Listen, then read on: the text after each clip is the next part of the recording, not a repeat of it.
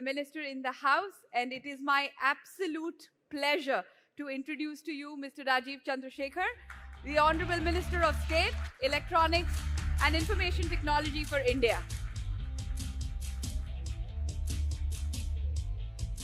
Mr. Rajeev Chandrashekhar is an entrepreneur and a technocrat. Mr. Chandrasekhar's vision is to transform the lives of citizens through digital governance. His vision is our mission, I think. And therefore, it will be an absolute pleasure to hear the author himself speak about for quite a while. where India is and where India is going.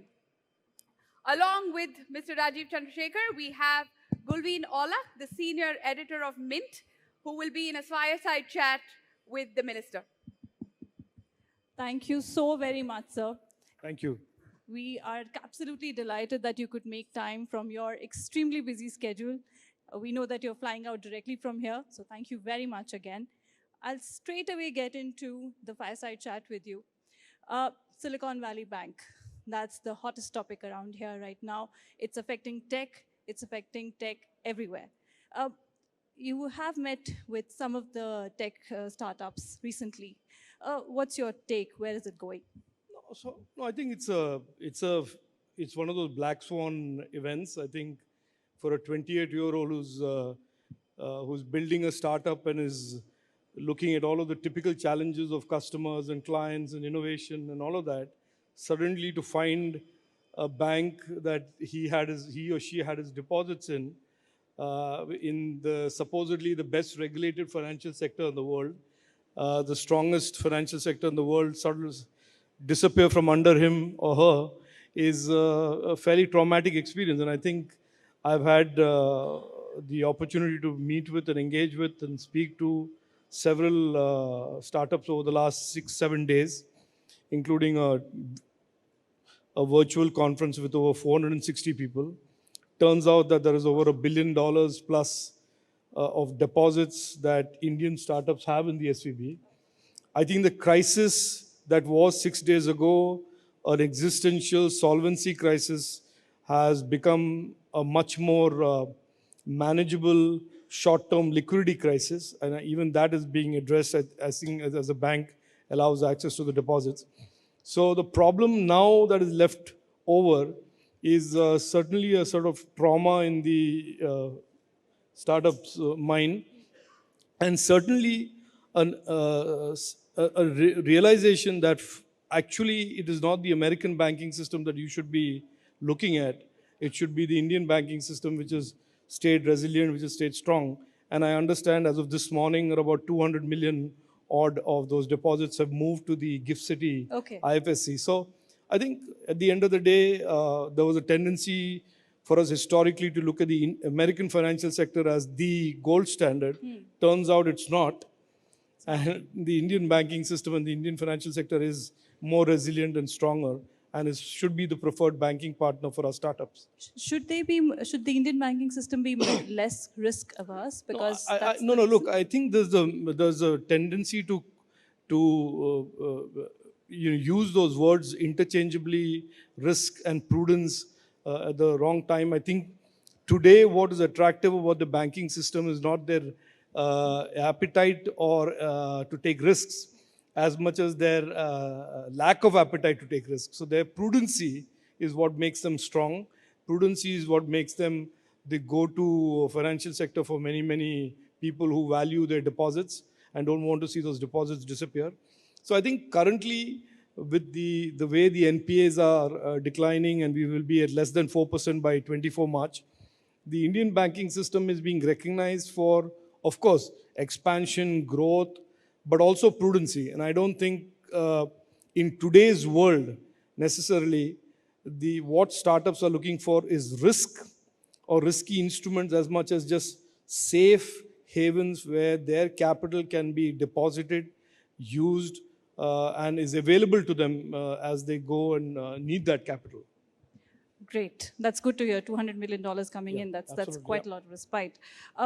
if we talk about tech, if we talk about how technology is making India digitally empowered, which is also the theme of this event, the Digital India Act is something that will fit in completely over there. Where are we over there? And I know you're passionate about it. Please tell us. No, not so much passionate about it. I'm passionate about almost everything technology. I think for people in the room and those who are going to read about this and watch it, it is certainly clear and obvious that the Indian technology ecosystem, the digital economy, which is today growing leaps and bounds, it is competitive with the rest of the world. It is doing cutting edge work. It is pushing the envelope in terms of innovation and entering areas that were not very obvious just a few years ago. We need a legal and cyber law framework that is contemporary, that is future ready. And knowing as we do in this audience, I suspect that disruption is the normal. There is going to be more and more opportunity. There's more and more innovation that is going to push the envelope of what is acceptable and not acceptable.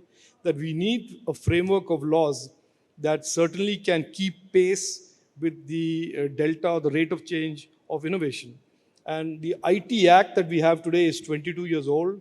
It is certainly dated by any stretch of imagination. And so DIA, the Digital India Act, is a successor act, a much more contemporary framework and much more future-proof framework for the digital ecosystem. So if I am excited about that, it is only because I think we need it urgently and we need it fast. And we can, in a sense, show the rest of the world what a modern-day legislative framework for the tech ecosystem, the digital ecosystem, should look like. It's interesting that you mention it because Mr. Sunil Mittal recently in a CI event said that if you take the Indian stack and you put it in a country like, in a continent like Africa, the results that you will see will be much, much higher at a much more larger scale compared to, say, a US or a European model. The entire prowess of the stack is actually what you're talking about. If we have a if we have a similar legal framework and also in the Data Protection Act, for instance, that is also one of the things that is expected to come out soon. The combination of the two, do you think that can that work wonders for the Indian sector also and the economy? Look, now I don't want to put any country down, or I don't want to necessarily say that their way of innovation is bad, but I certainly want to say that the India way of building innovation, whether it is the Mars lander or it is the Aadhaar platform or the UPI or the DigiLocker or the India stack as a whole, is that since we use open source, since we are reasonably resource constrained, and since we certainly don't want to go out and contract large contracts with the conventional system integrators and the big tech companies of the world, we have learned through a combination of jugaad and ingenuity and innovation how to build innovation as a low-cost, durable, sustainable model of innovating. And I think that model and the fact that it is open source, interoperable, which is lent to this building of the India stack. And the India stack really started with a single layer, which was the identity authentication piece, the financial piece, then the DigiLocker, and then multiple pieces that got built on it. Works very well for those countries that don't have a tremendously, let's say, mature technology ecosystem. And I will certainly share with you in this audience that we are planning an India Stack Global Conference in May of 2023, where all of the leading nations of the world leading nations who seek these kind of solutions are being invited. And we expect a minimum of at least 7 to 8 countries that are known as of today to sign up and implement those the India Stack in their governments, in their ecosystem. So the demand for this model of a stack, open source, very interoperable, very easily customizable to the local needs of that particular country is significant. And in a sense, we are addressing a need for a lot of the smaller countries who don't want to invest billions of dollars and therefore have lagged digitalization compared to other countries. It gives them an ability to come right up to the same levels of every other nation. Excellent. I mean, are some of those countries developed nations as well? Yeah, of course. Most of them will be developing nations. I certainly don't think the United States of America or UK are going to take the India stack. Not now anyway. I think maybe in 5-7 years we will propose our solutions for them as well.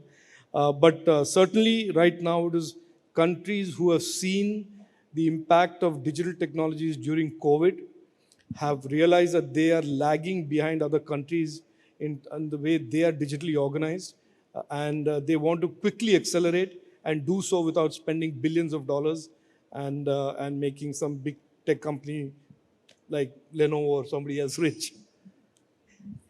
Yet another area that you're extremely passionate about, and I'll take this as the last question, is the semiconductor piece, of course. Sorry? The semiconductor piece. Yes, of course. We have learned that there are many companies that are interested in coming to India and setting it up. Where are we at that trend, and where are we going to go? We launched our ambition. The Prime Minister gave us a green light on making this a goal for India in December 2021. And as you know, that was about the hottest, most competitive time for attracting semiconductor investments, because every nation on the planet was wooing these 5 or 6 companies with billions of dollars. But our proposition has always been very different. We are not in the race for the latest nanometer or the latest leading edge node. We are not competing with the TSMCs or the Intels or Samsungs of the world. We see India as being a very large consumer of semiconductors, significant consumer of mature node semiconductors in the coming years. We would be, my estimate, our ministry's estimate is, would be the second largest consumer of mature nodes by the year 2029. So given all of that, our appetite, our ambition has been very, very laser focused on getting a 28 nanometer or a 40 nanometer fab and creating the overall innovation ecosystem around that. And I am glad to report to you today, without giving you any vital secrets, that we are certainly on course to very shortly announce a fab investment being approved by the government of India, and as you have seen, and a packaging investment being also approved by the government of India. And you've already seen on the semiconductor design front a significant amount of work that has already gone ahead. And we will also shortly be announcing an India Semiconductor Research Center, which will really create capabilities and capacities in the leading edge of research in semiconductors. So I think we have our goals and roadmap very well planned. The Prime Minister has been very, very supportive and visionary about this. And I think the 2023 will be the year when you will see that whole plan being rolled out. Excellent. Can I take one more? Yeah, okay, sure. Great, Yep. thank you. Just the electronics piece is something which is extremely critical for India. We want to be $300 billion worth going forward. By 2026 is what our target is. Is it achievable? Let me ask you that. I certainly think it's achievable. If you ask me, does the opportunity exist? The opportunity certainly exists. The concentration of the electronic supply chain, the value chain around 1 or 2 countries pre-COVID has given way to a reshaping of those GVCs. And so therefore there is a larger diversified supply chain or GVC that the world's consumers and enterprises seek. And we are seeing that reshaping. India is in play. India is a significant competitor for those new investments. Of course, we still need to execute well. It's not something that we just snap our finger will automatically flow to India. There is a real partnership between the government of India and many state governments. There is a real effort by many state governments to really not just roll out the red carpet, but create a sustainable environment and ecosystem and supporting enabling framework to attract those investments. Recently in Karnataka, there was an Apple plant that was announced, 300-acre plant. So, and today I've read that they are planning a $200 million AirPod unit. So these are the pieces that will keep adding. We are at about $75 billion today in manufacturing, and in 2014, just to give you a perspective, we were almost nothing. So in 9 years' time, we are at 75 billion, and in the next 4 years, we want to touch 300 billion. Today, we are doing exports of about 10 to 12 billion. By 26, we want exports to be 120 billion. So total volume of electronics, 75 billion to 300 billion. Total exports from 12 billion to 120 billion. And that would include components as well? That should include components as well, but I think the real scale for component investments will start by the year 24-25. As the platform volumes pick up, as the mobile phones and the IT hardware and the wearables and hearable volumes pick up, then the deepening of the electronics ecosystem will also get kicked off. And of course, the Indian government is going to support them. Yeah, you're aware, $30 billion have been kept aside by the Prime Minister for 20 billion for electronics and 10 billion for semiconductor. And that is money that is being well spent, creating significant investment, jobs. The PLI in electronics itself has created over 1 lakh of jobs and has created significant investment in production volumes. So I think it is one of those successful schemes that have really worked in the short term, unlike many other schemes that take a slightly longer period to make a difference and make an impact. Right. I can go on, but I don't know whether... So ITPLI hardware scheme is something which is... That's around the corner, and we will certainly be seeing it soon. I shouldn't speak too much about it because till the government approves it, I shouldn't comment on it. But certainly in our strategic vision, we expect India to be one of the significant consumers of servers as the cloudification of the digital economy accelerates. And we would certainly want most of those servers to be assembled, tested, manufactured in India. And for that, we have a PLI around the corner, and I hope we'll see success in that. Great. So I don't want to take too much of your time, but thank you so very much for... I'm sorry to do this in a hurry, but there's some questions. Oh, please. Okay.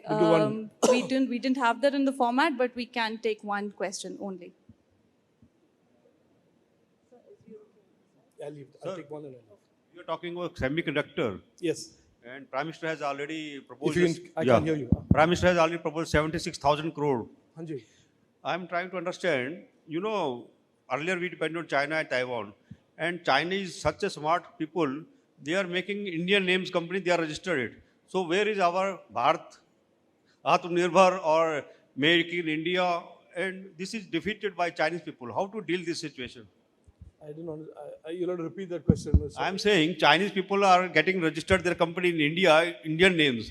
And our purpose of Atmanirbhar or Make in India is defeated. So how to deal this Chinese smartness? Look, I'm not sure how it relates to semiconductor, but let me answer that question anyway. There is nothing in the government. India is one of those rare exceptions in the world where we don't have any exclusionary business policies. Our government welcomes investments from everywhere. There is no geographical exclusion.